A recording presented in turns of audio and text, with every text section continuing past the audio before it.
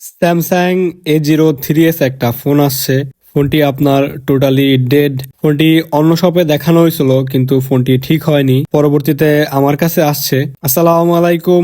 Samsung A03s ফোনটি আপনার totally dead. ফোনটির ডিসি রিডিং হলো আপনার 7-8। এমনও তো অবস্থায় কি কাজ করবে এই ফোনে আপনাদের A to Z বলবো প্লাস দেখাবো। অবশ্যই যখন একটা ডেড ফোন আসবে আপনি ফুল ভাবে সুন্দর করে চেক করবেন যেন কোথাও কোনো ভুল না হয়। সর্বফার্স্ট ডিসি রিডিং দেখবেন, তারপরেই কাজ শুরু করবেন।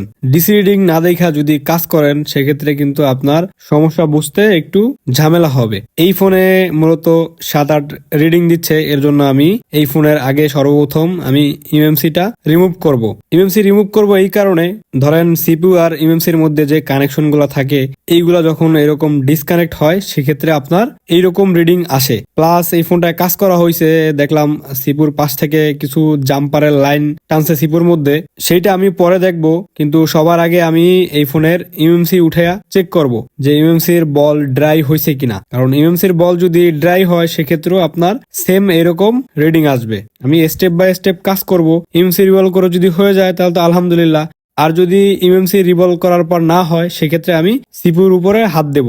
আমি আমার ইউএমসি রিমুভ করার সময় হটগানের হিট রাখতেছি 340, এয়ার রাখছি 50। এক এক ফোনের ক্ষেত্রে এক এক রকম হিট এয়ার ইউজ করি, যেই ফোনে যেমন লাগে সেই ফোনে তেমনটাই দিই। এটা মূলত আপনার কাজ করতে করতে একসময় অভিজ্ঞতা হয়ে যাবে যে একটা ফোনে আপনার কতটুকু হিট লাগবে বা বাতাস লাগবে। এটা আপনার পরবর্তীতে একসময় স্কিলের উপর ডিপেন্ড করবে। আমি সর্বফার্স্ট এই ফোনের বোর্ডটি সুন্দরভাবে ক্লিন করে নিছি। এই ফোনের আঠাগুলা তেমন একটা শক্ত না, আপনি যদি চান তালাল দিয়েও সুন্দরভাবে ক্লিন করতে পারবেন। এইসব ফোনের পেস্টিং একটু নরম, অনেক নরম। অন্যান্য ফোন থেকে যেরকম শক্ত, একটু বোর্ড ক্লিন করতে গেলে ঝামেলা হয়, কিন্তু এইসব ফোনে এই ঝামেলাটা হয় না। শুধু একটু খেয়াল রাখবেন এই ফোনের কিন্তু বোর্ড স্কেচ হয়ে যায়, মানে যখন সোল্ডারিং উইক দিয়ে একটু পরিষ্কার করবেন তখন আস্তে আস্তে করবেন। বেশি জোরে দিলে সেক্ষেত্রে আপনার বোর্ডে স্কেচ হয়ে যাবে বা এক প্রিন্ট আর এক প্রিন্টের সাথে মিশে যাবে। আমি যখন বোর্ড ক্লিন করি বা আইসি ক্লিন করি তখন আমার তাতালের হিট সবসময় আপনার 440ই থাকে। আমি তাতাল ইউজ করি আপনার T12X। এক একজন এক এক রকম তাতাল ইউজ করে, আমার কাছে T12Xই ভালো লাগে। আর একটা আছে আপনার কুইকের তাতাল। এই দুইটা তাতাল আমি ইউজ করে থাকি। মোটামুটি মিড রেঞ্জের মধ্যে ভালো একটা তাতাল যদি ধরেন T12Xটা আপনি ধরে নিতে পারেন। কারণ আমি অনেক দিন যাবত ইউজ করতেছি, আল্লাহর রহমতে ওইভাবে কোনো সমস্যা পাই নাই বা কোনো ঝামেলা হয় না। হিটটাও প্রপার ভালো, খুবই ভালো। আর বোর্ড ক্লিন করার সময় সব সময় খেয়াল রাখবেন যেন বিন্দু পরিমাণ আঠা পেস্ট কোথাও যেন না থাকে। ধরেন একটা বলের লাইনের উপরে যদি মানে প্রিন্টের উপরে যদি ময়লা থাকে, আপনি যদি পরবর্তীতে সিপিইউ বা ইউএমসি যদি ওইখানে লাগান সেক্ষেত্রে কিন্তু ওই লাইনটা যদি কোনো মেজর লাইন হয়ে থাকে আর যদি ডিসকানেক্ট থাকে সেক্ষেত্রে কিন্তু আপনার ফোন টোটালি অন হবে না। আমার বোর্ড ক্লিন করা হয়ে গেছে সুন্দরভাবে। আমি এখন আমার ইউএমসিটা ক্লিন করব। আমি সবসময় একই প্রসেসেই কাজ করি। সর্বপ্রথম একটু রিবোলিং পেস্ট লাগাই, তারপর এমনি ফ্লাক্স পেস্ট দিয়ে সুন্দরভাবে তাতাল দিয়ে আপনার ইউএমসির যে বলগুলো থাকে বা সিপুর বলগুলো থাকে এইগুলো আমি নরম করে নিই। নেওয়ার পরে আমি তাতাল দিয়ে সুন্দরভাবে ক্লিন করি। তাতাল দিয়ে যখন ক্লিন করবেন, কোনো ভাই যদি এইভাবে তাতাল দিয়ে ক্লিন করতে চান অবশ্যই তাতালটা সবসময় এক জায়গায় রাখবেন না, বারবার চালাইতে হবে। মানে যদি এক জায়গায় ধরে রাখেন তাতাল যে ওই পেস্টটা আমি আস্তে আস্তে ছেলে উঠাবো, সেক্ষেত্রে কিন্তু আপনি ভুল করে ফেলবেন। কারণ আপনার সিপিইউ বা ইউএমসি ড্যামেজ হওয়ার সম্ভাবনা থাকবে। প্লাস ওইখানে যদি বেশিক্ষণ তাতাল ধরে রাখেন সেক্ষেত্রে আপনার দেখবেন সাদা একটা শেড বা দাগ হয়ে যাবে আইসির উপরে। পরবর্তীতে আপনার ফোন কিন্তু অন হবে না, মানে এক কথায় আইসি ড্যামেজ হয়ে যাবে। কাজ করতে গেলে অবশ্যই স্টেপ বাই স্টেপ কাজ করবেন। আর যদি কোনো কিছু বুঝতে সমস্যা হয় অবশ্যই জিনিসটা আপনি আপনার সিনিয়র কোনো ভাইয়ের কাছ থেকে জিজ্ঞাসা করবেন, জিজ্ঞাসা করে কাজ করবেন। কারণ জিজ্ঞাসা করে কাজ করলে মানুষ কখনো ছোট হয় না, শেখা যায়। শেখার তো কোনো বয়স নাই। আপনি যদি আরেকজনের কাছে যে বলেন ভাই আমি জিনিসটা বুঝতেছি না, সেক্ষেত্রে কিন্তু আপনার মান সম্মান বলেন এইগুলা কোনো কিছুই কমবে না। কারণ আমি শিখতে চাচ্ছি, সেক্ষেত্রে আমি অবশ্যই যদি না পারি কোনো না কোনো ভাইয়ের কাছে অবশ্যই জিজ্ঞাসা করব, বা যে এই জিনিসটা জানে আমি হয়তো তার কাছে জিজ্ঞাসা করব। আমি সবসময় এটা করে থাকি, কারণ অনেক ক্ষেত্রে অনেক কাজ বুঝি না বা একটু যদি ঝামেলা হয়, বিশেষ করে সফটওয়্যারের কাজগুলা, সেক্ষেত্রে আমি আমার অন্যান্য যে বড় ভাই ব্রাদার আছে তাদের থেকে আমি হেল্প নিয়ে থাকি। কারণ একটা মানুষ প্রপার ভাবে সব কাজ জানবে না বা পারবে না, বা পারলেও অনেক সময় ডিভাইস থাকা লাগে। কারণ এক একটা ডিভাইস অ্যাক্টিভ করতে কিন্তু আপনার অনেক টাকা লাগে। মানে ধরেন না যে ফ্ল্যাশের যে টুলস গুলা ইউএমটি আছে, তারপর আনলক আছে, আরো বিভিন্ন অসংখ্য আছে আপনার, এগুলার শেষ নাই।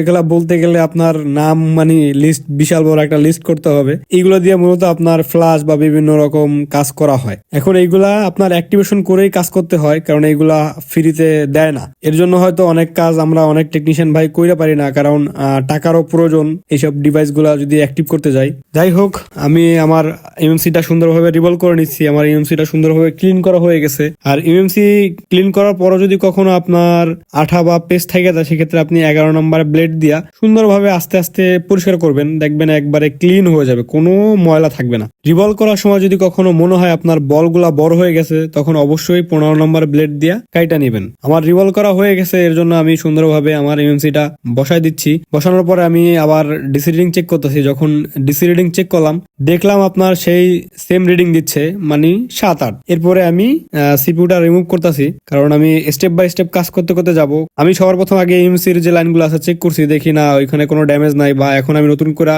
ইউএমসি রিভলভ করে লাগাইছি, সেক্ষেত্রে আপনার বল ড্রাই সোল্ড হওয়ার কথা না। এর জন্য আমি সিপি উঠাইছি। সিপি উঠানোর পর দেখলাম যে মূলত যে জাম্পার গুলা করা ছিল, ওই জাম্পার গুলা ভালোভাবে করা হয় নাই। এর জন্য মূলত এই সিপিইউ আর ইউএমসির যে কানেকশন, এটা প্রপার ভাবে হয় নাই। এর জন্য আমি আবার এই লাইনগুলা ব্লেড দিয়া ফালাই দেবো। ফালাই দিয়ে আমি নতুন করে আমার মতো কইরা জাম্পার করব, কারণ এই যে জাম্পার গুলা করছে এগুলা জাস্ট সোদা সোদা করছে। আর আমি জাম্পার করার পরে দেখতে পারেন যে আমার জাম্পার গুলা কিন্তু আমি সোলার উইক দিয়ে গোল গোল করে প্রিন্ট বানিয়ে ওইখানে দিছি। অবশ্যই এইভাবে করলে কাজগুলা ভালো হয়, কারণ একটা জাম্পার লাইনে যদি আপনি সোজা করে জাম্পার করে রাখেন, সেক্ষেত্রে আপনার অনেক ক্ষেত্রে ডিসকানেক্ট হওয়ার সম্ভাবনা থাকে। হবে যে ডিসকানেক্ট এরকম না, অনেক ক্ষেত্রে ডিসকানেক্ট হওয়ার সম্ভাবনা বেশি থাকে, বা প্রপার ভালোভাবে জাম্পার না হলে সেক্ষেত্রে আপনার আইসিটাও ভালোভাবে বসে না। ধরেন আপনি জাম্পার করলেন, ওইখানে এক গাদা ইউভি মারি রাখলেন, সেক্ষেত্রে কিন্তু আইসি আপনার ওইখানে যায় প্রপার বসবে না। আমি জাম্পার করার পরে সুন্দরভাবে আমার সিপিইউটা রিভলভ করে নিচ্ছি। যদি কখনো বল বড় হয় তখন অবশ্যই কাটা নেবেন, আর যদি বল দেখেন না আপনার চোখে অ্যাকুরেট আছে, সেক্ষেত্রে কাটার প্রয়োজন নাই।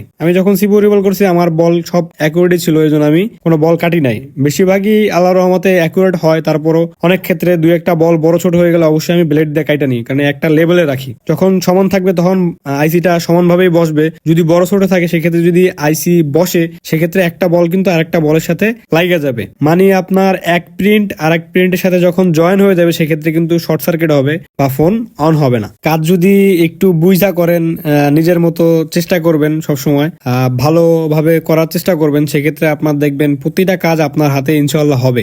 আর হিট টেম্পারেচার এটা হলো নিজের কাছে, আমি এক এক ফোনের ক্ষেত্রে এক এক রকম ইউজ করে থাকি, কিন্তু যখন আইসি বসাই তখন প্রত্যেকটা ফোনের ক্ষেত্রেই আমি ছোট আইসির ক্ষেত্রে সেম হিট রাখি, মানে যেরকম 300 আর আপনার এয়ার রাখি 50। কিন্তু যখন একটা বড় আইসি হয়, সেক্ষেত্রে আপনার হিট বাড়াই দিই, 320 রাখি, আপনার এয়ার রাখি 60 আইসি বসানোর সময়। আর উঠানোর সময় এক এক ক্ষেত্রে এক এক ফোনের ক্ষেত্রে এক এক রকম।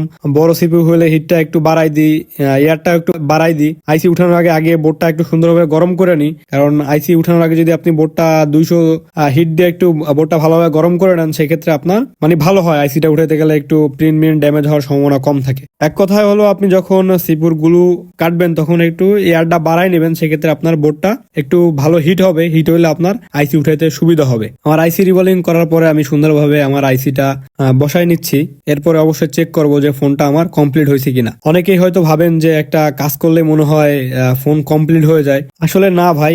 একটা কাজের পিছনে অনেক শ্রম দেওয়ার পরেই একটা ফোন কমপ্লিট হয়। হ্যাঁ, অনেক কাজ আছে যেগুলা সহজে হয়ে যায়, আবার অনেক কাজ আছে যা ঘন্টার পর ঘন্টা খাইটা এরপর কমপ্লিট করা লাগে। আমি আপনাদের লাইনগুলো দেখানোর চেষ্টা করতেছি। এই লাইনগুলো মূলত আপনার সিপিইউ আর ইউএমসির মধ্যে ডিসকানেক্ট ছিল, এর জন্যই আপনার এই ঝামেলাগুলা হইতেছিল এই ফোনে। অবশ্যই যখন সিপিইউ রিভলভ করবার চেক করবেন, আগে সর্বপ্রথম বোর্ড চেক করে নেবেন যে মাদারবোর্ড শর্ট হয়েছে কিনা। এটা চেক করা ভালো, কারণ বোর্ড যদি শর্ট হয়, সেক্ষেত্রে আপনার ভাবতে হবে যে অন্য কোথাও ঝামেলা আছে বা সিপিইউ ভালোভাবে বসে নাই। মাল্টিমিটার দিয়ে অবশ্যই চেক করে নেবেন। আলহামদুলিল্লাহ, আমার সিপিইউ রিভলভ করার পরে ফোনটা অন হয়েছে।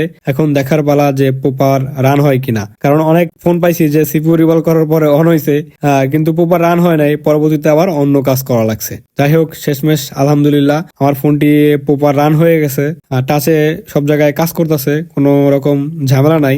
এই ফোনগুলা মূলত একটু স্লো, এর জন্য একটু ইন্টারফেস আসতে একটু সময় লাগে, কিন্তু চলে আসে। আমি আপনাদের সিপিইউ রিভলভিং করার পরে আবার ডিসি রিডিং দেখানোর চেষ্টা করতেছি। দেখেন আমার ডিসি রিডিং কিন্তু 15-17, মানে 15-র উপরে উঠে গেছে। সেক্ষেত্রে আমার এই ফোন এখন যে ডিসি রিডিং দেখাচ্ছে, এটা proper accurate reading. CPU revolving করার পরে মূলত এরকম রিডিং দেখায়, কারণ অনেক ফোন আছে সিপিইউ রিভলভিং করার পরে পাওয়ার সাপ্লাইতে অন হয় না। সেক্ষেত্রে আপনি অবশ্যই ব্যাটারি লাগা চেক করবেন। যাই হোক, সবাই ভালো থাকবেন, দোয়া করবেন। আসসালামু আলাইকুম।